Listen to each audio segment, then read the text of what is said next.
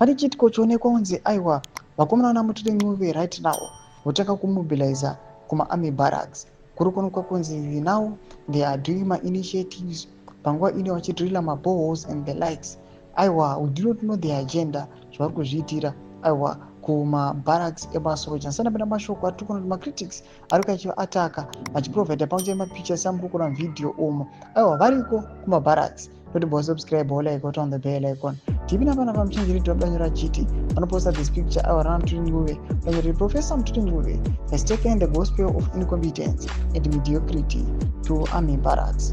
He is financing the drilling of boreholes at Inkomo Barracks. Surely our military can do better than that.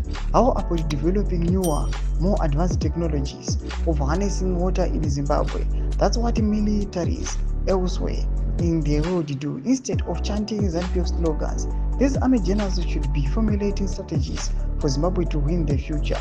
Pause is not the way to do it. Ndomazvo vatikuona macritics ari kuagira vachiti aiwa zviri kuitwa nana mutore nguve aiwa kumabarracks uko aiwa zvinonzorwa kuti these guys they are barbaric, hapana kwatiri kuenda. Vangadai vachitoona vachitoformulata mamethods ekuti aiwa sinyika yezimbabwe tingaprogressa chienda kupi, not to invest money yavanouya vachidrilla maboreholes zvinokwa kunzi aiwa these are just basic things zvingadai zvakaitiwa aiwa kuma80s 90s kare chaiko.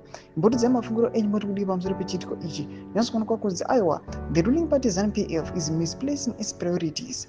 Panguva inoi people is there expecting kuti vaimprove services, under they say the health sector, education, transport, even roads and infrastructure they are neglecting. Vanouya vachiita the basic things and the rest of the man is being pocketed. Tudzai mafungiro enyu muri kudii pamusoro pechiitiko ichi. Aiwa pina comment section medu zimafungiro enyu. Musana subscribe or like, turn on the bell icon.